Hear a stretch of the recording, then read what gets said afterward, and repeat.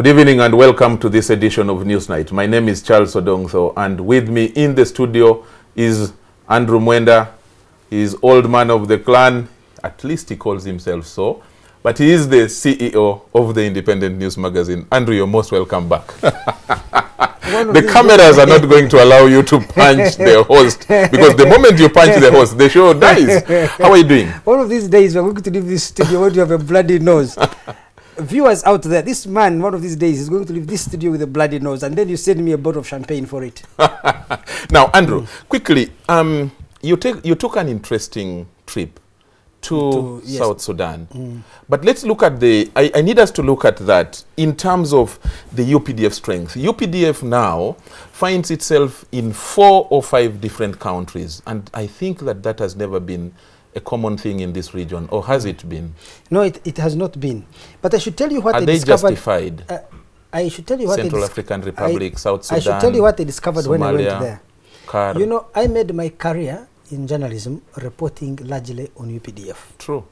And I was reporting those days on the existence of ghost soldiers, on the purchase of junk and military equipment. Please stop interrupting so that the listener can listen to the things I'm listing. Purchase of undersized uniforms, purchase of expired food rations, and the utter lack of a proper command and control structure even for accountability. So I have this image of UPDF fighting the Rwandan army in Kisangani, where the reports were saying that the dead and injured would be lying side by side with those who are fighting. Remember that soldiers get dispirited when a dead body is there, their colleague is injured, and then they have to fight. This is a story when UPDF soldiers ran out of ammunition and could not sustain their fire ratio when they were fighting the Rwandese in Kisangani. This is a situation where on the front page of New Vision they were publishing pictures of UPDF soldiers wearing torn uniforms and then wearing slippers or barefoot. That was then. Those are also the days when we used to report on the existence of large numbers of ghost soldiers.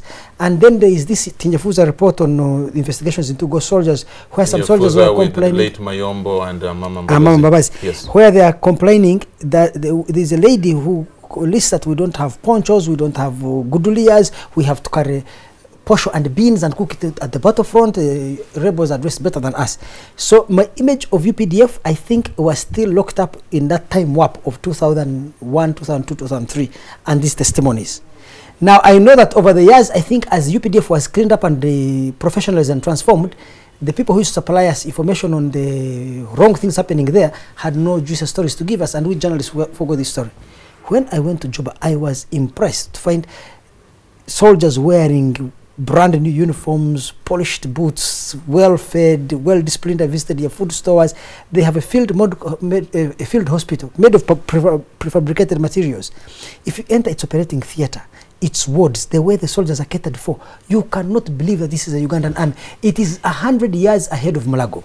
But Andrew, would you expect 10, how many, which year was that you were doing some of these corruption stories in the UPDF? Between 1998 to 2004.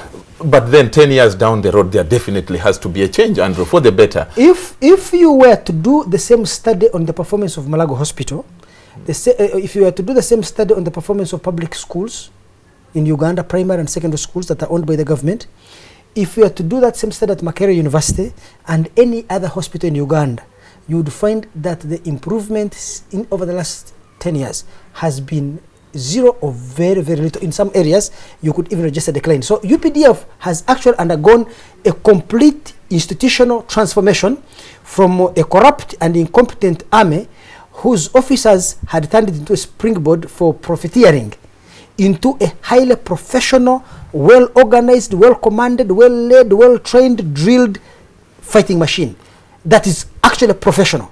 There are some people who will ask this question.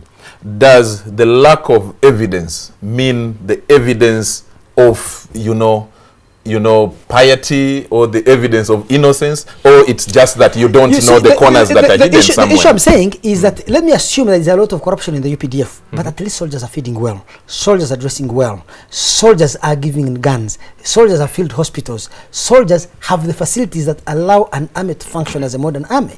So even if they stole 100% of the budget, what is it that makes it function like this that was not happening then? I don't mind how much the director of Malago steals, as long as people can go to Malago and get medicine, get treated, there are beds, there are repairs, that windows are not broken, nets are there, medicines are supplied. Because I am much more interested in not accountability for procedures, which is the debate in Uganda.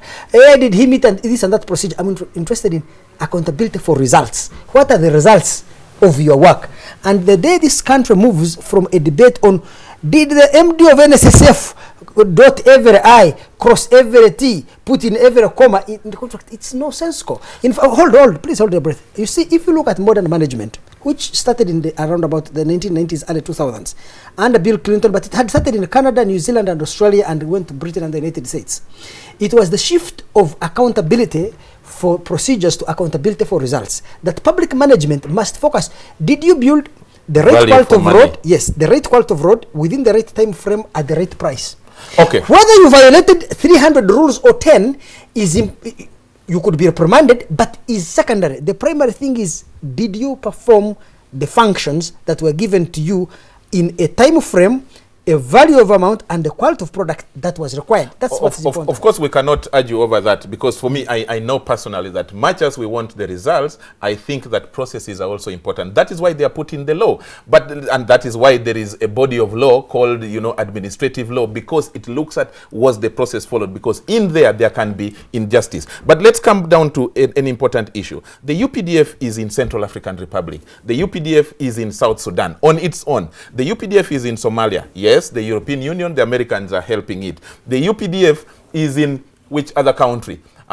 Congo. Maybe another neighboring country that I don't know yet. But do you think this is sustainable, and can the Ugandan taxpayer manage that? Because we pay them. But yes, but assuming the UPDF was not in South Sudan and was here in Uganda, the soldiers would earn the same salaries, they would eat the same volume of food, they would do almost the same thing, except when they're fighting.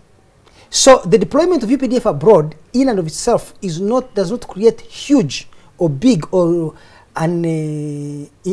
extremely significant cost overruns. Why?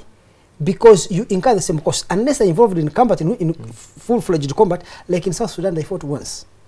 Now, that's very good for you to have your army fighting, because they gain battlefield experience. An army that has not been in battle, has never been battle tested, you can never trust it the next day it goes into battle. So there are benefits and costs. The second thing, of course, if you're in the government, you would say the UPDF is out there because it is defending particular security interests of Uganda.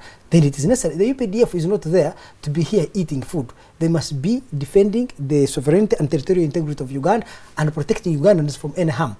So the question should UPDF be in 10 countries or 5 countries? That's not the question. The question is, are they there justifiably? Do we need to be there? And if we are not there, what are the costs and benefits? And if you do a cost-benefit analysis, we may find that it is necessary for them to be there. But there must be a cost-benefit analysis. In other words, are we spending our money and getting a good value for it? Yes. And are we safe? That's the question, which I think right now we are. I tell you, I am against international intervention. But when I talked to President Museveni and he explained to me, and when I went to South Sudan, I'm actually convinced it may have been good for Uganda to go there, because his argument was, if we had not intervened, Riek Machar, when I was in South Sudan, admitted he did not have control over his own forces. So if they had taken over Juba and started pillaging, and the state in South Sudan collapsed. Should be winding up. Yes. The state in South Sudan collapsed. It would have had security implications for Uganda, because people like Chikonyi could take advantage of that chaos to attack Uganda. But 2, would have had a huge influx of refugees. And 3, Uganda has strong economic interests in South Sudan. I went up to Bor and I found very many Ugandans trading there. So you'd have a lot of Ugandans who are supplying South Sudan would have been run out of business. So there would have been significant economic consequences for Uganda's non-intervention.